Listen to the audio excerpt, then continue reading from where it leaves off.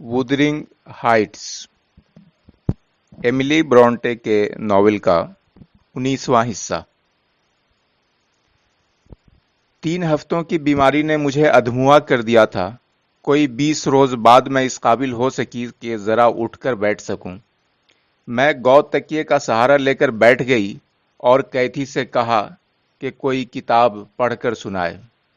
वो मान तो गई लेकिन बादिले नाखास्ता। मैं सोचने लगी कि ऐसा क्यों है। मेरी समझ में एक ही वजह आई कि शायद मेरे ज़ौक़ की किताबें उसे पसंद न हों। चुनांचे मैंने उसे खुद उसकी पसंद की कोई किताब पढ़ने को कहा। उसने अपनी पसंद की किताब निकाली और पढ़ने लगी। कोई 1 घंटा पढ़ने के बाद उसने सवाल करने शुरू कर दिए। नेली, क्या तुम थक नहीं गई? यूं ज्यादा देर बैठकर दोबारा बीमार न पड़ जाना। अरे नहीं कैथी, कैसी बात करती हो? तुम पास बैठी हो तो थकना कैसा? जब उसने देखा कि यह हरबा कामयाब नहीं हुआ तो उसने पैंतरा बदला और बाजू फैलाकर जमाइयां लेते हुए बोली, नेली, मैं थक गई हूं। मैंने कहा, तो बंद कर दो किताब, बातें करो। यह उसके लिए और भी बुरा हुआ। बेचारी कभी जमाइयां लेती, कभी घड़ी देखती और आखिरकार 8 बजे के करीब नींद से बोझल आंखों से उठी और अपने कमरे की तरफ चल दी। अगली रात वो और भी ज्यादा बेकरार रही, लेकिन तीसरी रात तो यह कहकर चल दी कि मेरे सर में दर्द हो रहा है।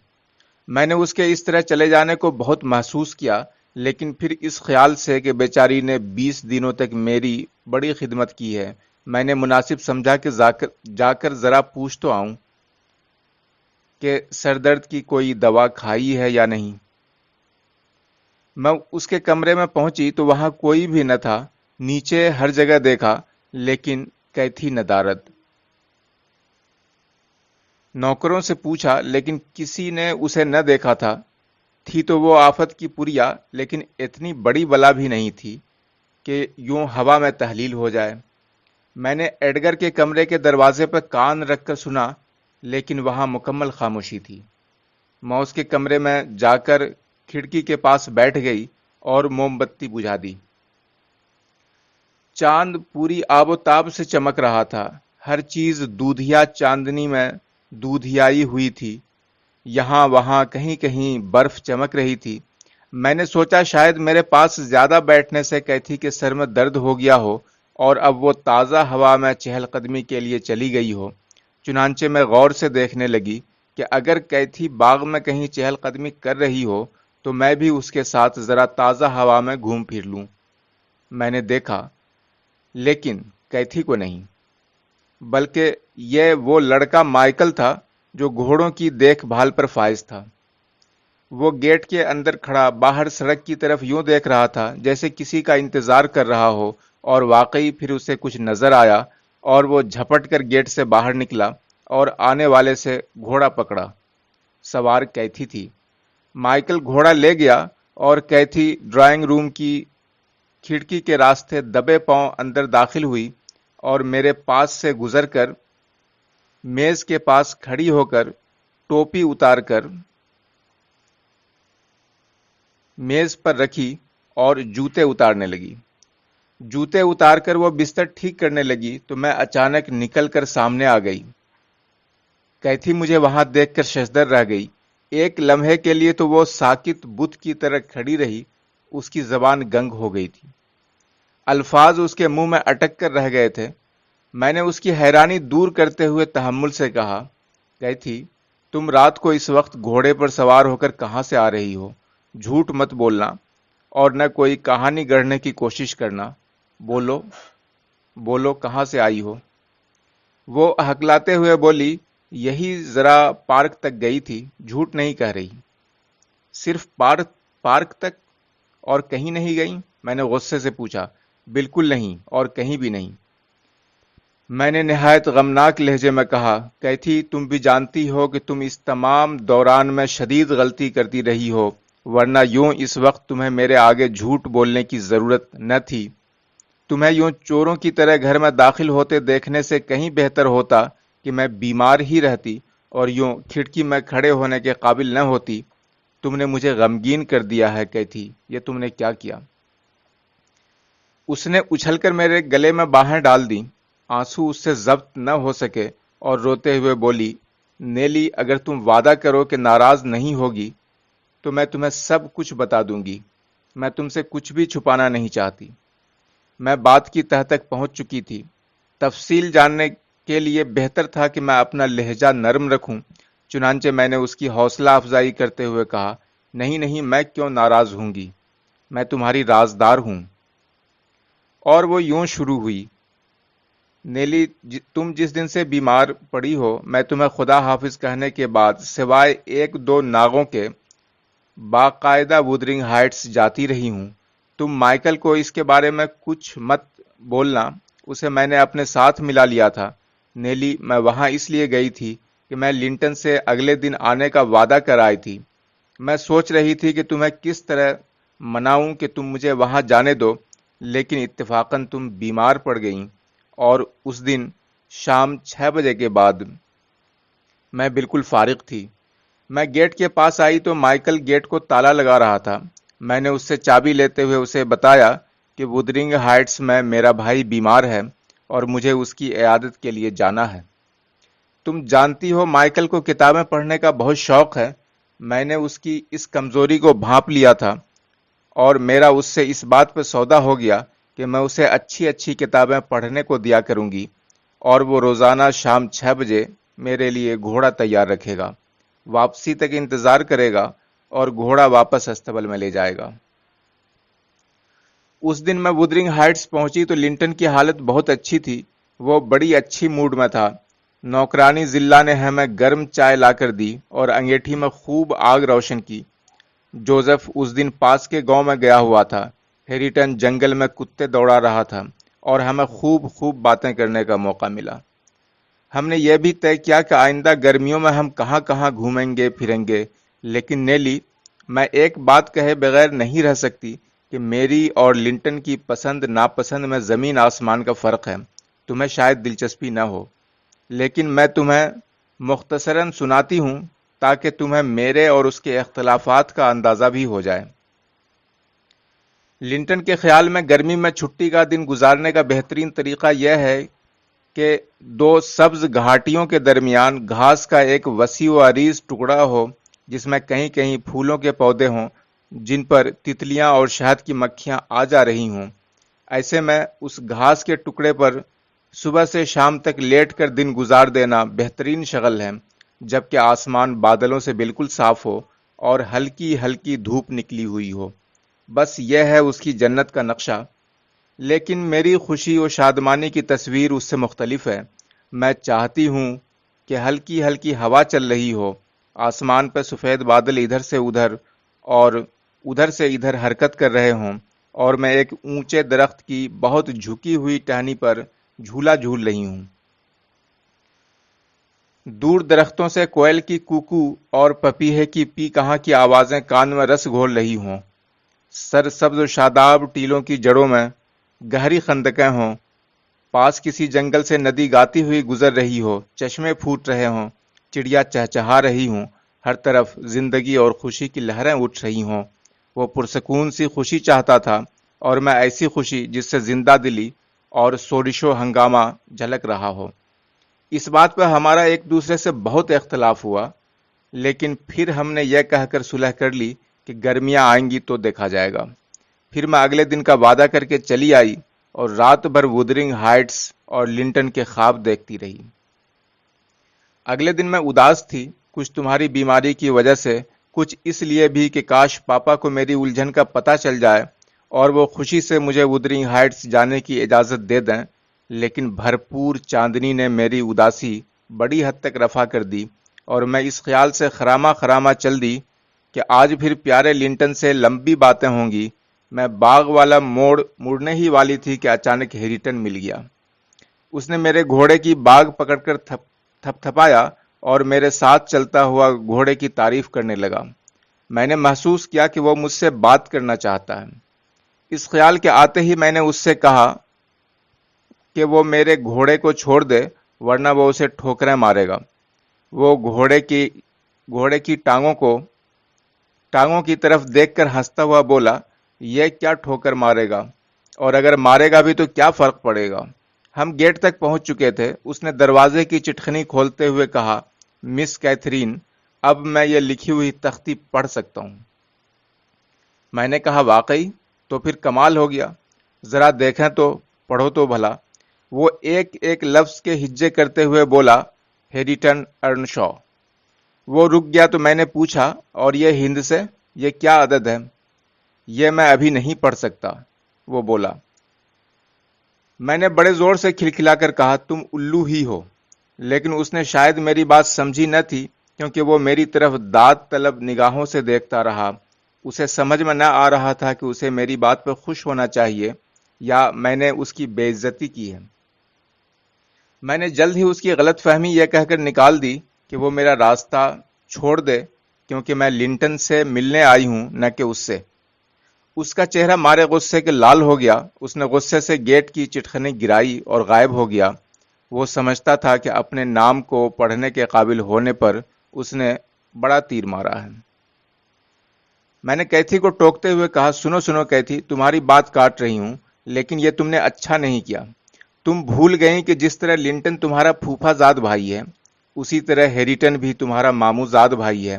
तुम्हें कम से कम उसकी इस कोशिश को सराहना चाहिए था कि उसने पढ़ने लिखने की कोशिश की, और पिछली बार तुमने उसे अनपढ़ होने पर जो शर्मिंदा किया था, उसने उसकी तलाफी करके तुम्हारी खुशी तो जीतनी चाहिए। अगर तुम्हारी परवरिश उस माहौल में और उन हालात में होती तो तुम क्या उससे कम अहमक होती? बचपन में वो भी उतना ही ज़हीन और तेज तर्रार था जितनी तुम। ये तो सारी उस कमीने हीथ क्लिफ की शरारत है कि उस खानदानी बच्चे को अनपढ़ रखा और उसे पढ़ाई लिखाई के करीब न फटकने दिया। कैथी बोली, मेरी बात तो सुनो। जिसकी हमदर्दी में तुम मरी जा रही हो, उसने क्या किया? जो ही मैं कमरे में दाखिल हुई, लिंटन ने उठते ही मेरा इस्तकबाल किया और बोला, डियर कैथरीन, आज मेरी तबीयत ठीक नहीं है, आज यहीं बैठकर बातें करेंगे, आओ मेरे पास बैठ जाओ। उसकी तबे नासाज देखकर मैंने इरादा कर लिया कि आज उससे बहस मुबाहिसा बिल्कुल फजूल है। चुनांचे मैंने कहानियों की किताब खोली कि उसे कोई दिलचस्प सी कहानी पढ़कर सुनाऊं। लेकिन अभी मैं किताब के सफ़हात पलट ही रही थी कि दरवाज़ा झटके से खुला और हेरिटन झिल्लाया हुआ सीधा हमारी तरफ आया। उसने लिंटन को एक बाजू से पकड़कर उठाकर दूर फेंका और फुनकारता हुआ बोला, अपने कमरे में जाओ। उसका चेहरा गुस्से से सुर्ख हो रहा था। अल्फाज उसके मुंह से सही तौर पर निकल न रहे थे। अगर ये तुमसे मिलने आई है तो ले जाओ इसे अपने कमरे में, यहां से दफा हो जाओ, दोनों जाओ। उसकी मुट्ठियां भिंची हुई थीं। ऐसा लगता था कि वो मुझे भी एक आध हाथ देगा। खौफ से लरसते हुए मेरे हाथ से किताब गिर गई तो उसने उसे जोर से ठोकर लगाई, और जब मैं कमरे से निकलकर भागी तो किताब मेरी पुश्त पर आकर लगी। हमें बाहर निकाल के उसने पीछे से दरवाज़ा बंद कर लिया। जोसेफ खिलखिलाकर हंसा और दोनों हाथ मलता हुआ बोला, मुझे पहले ही पता था कि यह लड़का तुमसे ठीक तरह निपटेगा और तुम्हारा पाखंड ठीक करके रख देगा। हमें पता है और उसे भी पता है कि यहाँ का असल मालिक कौन है। मैंने लिंटन से पूछा, अब हमें कहाँ जाना चाहिए? वो मारे खौफ के कांप रहा था। उस वक्त मुझे वो अच्छा न लगा। उसकी आंखें ज्यादा मोटी और चेहरा ज्यादा पतला और लंबोतरा हो गया था। उसने दरवाजे की कुंडी को पकड़कर घुमाया, उसे बंद पाकर बोला, अगर तुम मुझे अंदर ना आने दोगे तो मैं तुम्हें जान से मार दूंगा। कमबख्त शैतान, दरवाजा खोलो। यह कहते हुए लिंटन तकरीबन चीख रहा था। उस पर जोसेफ मजाक उड़ाते हुए बोला, वो देखो, इसमें अपने बाप की कोई सिफत तो आई है।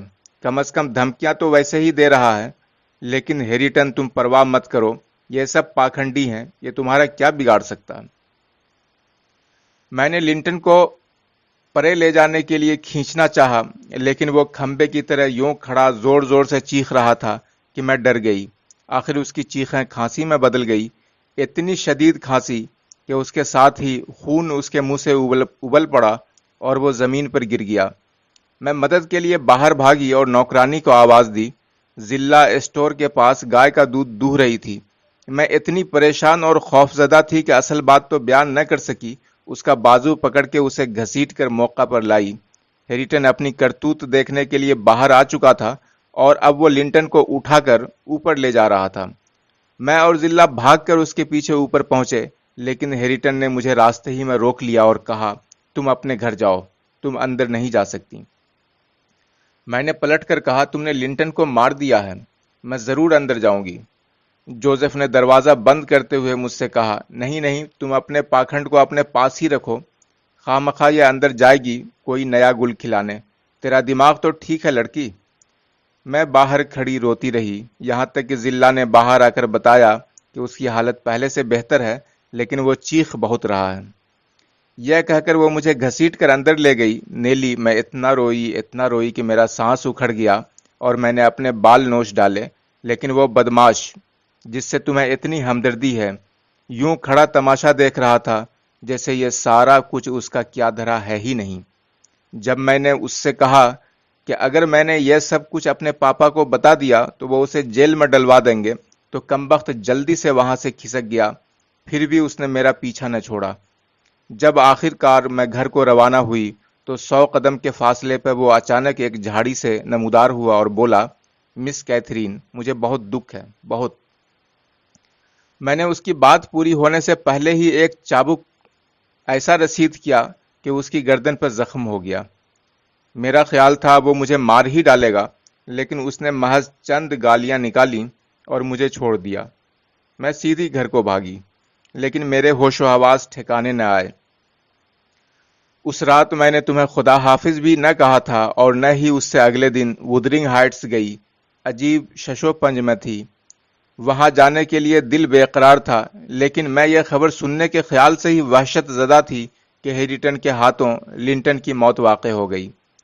इसलिए भी न जाती थी कि कहीं फिर उस कसाई और दरिंदा नुमा इंसान हेरिटन से मुठभेड़ न हो जाए। बहरहाल तीसरे दिन मुझसे मजीद बर्दाश्त न हुआ और मैं हौसला करके चल दी। मैं वहां 5 बजे पहुंची और ख्याल था कि सबसे आंख बचाकर चुपचाप लिंटन के कमरे की सीढ़ियां चढ़ जाऊंगी, लेकिन कुत्ते भूख पड़े और जिल्ला को इल्म हो गया। उसने मुझे बताया कि लिंटन रूबा सेहत है और फिर मुझे एक छोटे से साफ सुथरे कमरे में ले गई जिसमें कालीन बिछा था और लिंटन सोफे पर लेटा हुआ मेरी दी हुई एक किताब निहायत इन्हमाक से पढ़ रहा था। नेली, यह लड़का अजीब हवन्नक है। 1 घंटे तक न उसने मुझसे कोई बात की और न मेरी तरफ देखा, और जब मुर्दा बोला ही बोला तो गोया कफन फाड़ कर बोला, उस दिन सारी मुसीबत तुम्हारी लाई हुई थी, हेरिटन का इसमें कुछ भी कसूर न था। लो और सुनो नेली, मैं खामखाह उसकी बदमिजाजी का निशाना बनूं, मैं उन्हीं कदमों से कमरे से बाहर चली गई। पीछे से बहुत बुलंद आवाज में कैथरीन कैथरीन की आवाजें सुनाई दी, लेकिन उस दिन मैं रुकने वाली न थी। मैंने सीधा घर आकर दम लिया और उससे अगले दिन फिर वहां न गई, लेकिन मुझे किसी कल चैन न आ रहा था। मैं इस नतीजे पर पहुंच चुकी थी कि अव्वल तो मुझे यह चक्कर शुरू न करना चाहिए था, और अगर शुरू किया है तो उसे अब जारी रखना चाहिए। चुनांचे मैं तीसरे दिन फिर चल दी। मैं लिंटन के कमरे में दाखिल हुई तो हेरिटन भी वहीं था, लेकिन वो मुझे देखते ही कमरे से बाहर निकल गया। लिंटन आराम कुर्सी में लेटा हुआ था। मैंने उसके पास पहुंचते ही कहा, लिंटन, तुम चूंकि यह समझते हो कि मैं तुम्हें हर बार तंग करने आती हूं, इसलिए आज के बाद मैं तुम्हें मिलने न आऊंगी। मिस्टर हीथक्लिफ से कह देना कि तुम मुझसे तंग आ चुके हो, ताकि बाद में वो हस्ब आदत नई नई कहानियां न गढ़ता फिरे। वो बोला, कैथी, अपनी टोपी उतार दो और यहां मेरे पास आराम से बैठो। तुम खुशकिस्मत लड़की हो कि अपने पापा की आंख का तारा हो। मेरे पापा तो मुझ पर हर वक्त नाक भौं चढ़ाते हैं, मुझसे इस कदर नफरत करते हैं कि मैं खामखा अपने आप को कसूरवार समझने लग जाता हूँ। वो अक्सर कहते हैं कि मैं बेकार और फजूल लड़का हूँ। मैं इस बात पर बहुत चिल्लाता हूँ। चिड़चिड़ापन मेरी फितरत सानिया बन चुकी है और मैं हर शख्स को नफरत की निगाह से देखने लग जाता हूँ। तुम मुझे छोड़ जाना चाहती हो तो तुम्हारी मर्जी, मैं रोकने वाला कौन हूँ। लेकिन एक बात जहन में रखना कि अगर मुझे भी वो माहौल मिलता जो तुम्हें मिला है, मुझसे भी प्यार करने वाला बाप और चाहने वाले साथी मिलते, तो मैं भी तुम्हारी तरह हशाश बशाश रहता और सेहतमंद भी। میں تمہیں یقین دلاتا ہوں کہ گو میں تمہاری محبت کے قابل نہیں، لیکن تمہاری ہمدردیوں اور مہربانیوں نے میرے دل میں تمہاری محبت کے بیج بہت گہرے بو دیے ہیں، اور اگرچہ میں تمہیں اپنی بد مزاجی اور بد فطری دکھائے بغیر نہیں رہ سکتا، لیکن یہ بات بھی نہیں ہے کہ میں اس پر نادم نہیں ہوں۔ میں تمہاری محبت کھو کر موت تک پچھتاتا رہوں گا۔ مجھے پتا تھا کہ وہ سچ کہہ رہا ہے اور میں نے اسے دل سے معاف کر دیا۔ باقی تمام وقت ہم ایک دوسرے کے پاس بیٹھے روتے رہے۔ میں خاص طور پر اس لیے رو رہی تھی کہ بیچارہ اپنی فطرت کے ہاتھوں مجبور ہو کر کبھی کسی دوست یا ہمدرد کو خوش نہ رکھ سکے گا۔ اس کے بعد میں روزانہ اسے اسی کمرے میں ملتی رہی، کیونکہ اگلے روز اس کے پاپا واپس آ گئے تھے۔ نیلی، اس تمام عرصے میں صرف 2-3 ایسے مواقع آئے جو ہم نے خوشی سے گزارے، ورنہ مصیبت ہی پڑی رہی۔ کبھی وہ بیمار ہے، کبھی اس کا موڈ ٹھیک نہیں، کبھی یہ، کبھی وہ۔ بہرحال میں اب اس کی خود غرضی، تنگ دلی، بیماری، چڑچڑاپن سب کچھ برداشت کرنے کی عادی ہو چکی تھی۔ ہیتھ کلف میرے منہ کم ہی لگتا ہے۔ وہ مجھے دیکھتے ہی کنی کترا جاتا ہے۔ پچھلی اتوار کو البتہ ایسا ہوا کہ میں وہاں پہنچی تو ہیتھ کلف لنٹن کو اس بات پر ڈانٹ ڈپٹ کر رہا تھا کہ وہ گزشتہ شب میرے ساتھ اچھی طرح پیش نہیں آیا۔ یہ بہرحال میرا اور لنٹن کا ذاتی معاملہ تھا، اس لیے میں نے اندر داخل ہو کر ہیتھ کلف سے کہہ دیا کہ یہ میں جانوں یا لنٹن، اسے ہماری ذاتی معاملات میں دخل دینے کی ضرورت نہیں ہے۔ میرا جواب سن کر وہ ہنسا اور یہ کہتا ہوا باہر نکل گیا کہ اسے خوشی ہے کہ میں اس نقطۂ نظر سے بھی سوچ سکتی ہوں۔ اس پر میں نے لنٹن کو خبردار کیا کہ اس قسم کی کڑوی کسیلی باتیں اونچی آواز میں مت کیا کریں۔ نیلی، ساری بات میں نے تمہیں بتا دی ہے، اب تم ہی کہو کہ میں وودرنگ ہائٹس جانے سے کیسے رک سکتی ہوں، اور اگر نہ جاؤں تو 2 دلوں پر کیا بیتے گی، اور اگر چلی جاؤں تو اس میں کسی کا کیا جاتا ہے؟ تم چپ کیوں ہو؟ بتاؤ نا، میں ٹھیک کہہ رہی ہوں یا نہیں؟ میں نے کہا، کیتھی، مجھے اس معاملے میں بڑا غور کرنا پڑے گا۔ میں تمہیں فوراً مشورہ نہیں دے سکتی۔ مجھے صبح تک سوچنے دو، اور اب تم بھی جا کر سوچو۔ میں نے اس بات پر غور ضرور کیا، لیکن دل میں نہیں، بلکہ اونچی آواز میں، ایڈگر کے سامنے۔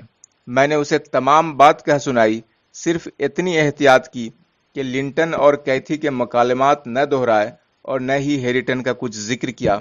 ایڈگر کو یہ باتیں سن کر شدید دھچکا لگا، لیکن انہوں نے اپنے دل کا کرب چہرے پر نہ آنے دیا۔ اگلی صبح کیتھی کو پتا چلا کہ میں نے اس کا بھانڈا پھوڑ دیا ہے، اور وہ بھی عین چوراہے میں۔ ایڈگر نے کیتھی کی خفیہ ملاقاتوں پر سختی سے پابندی لگا دی۔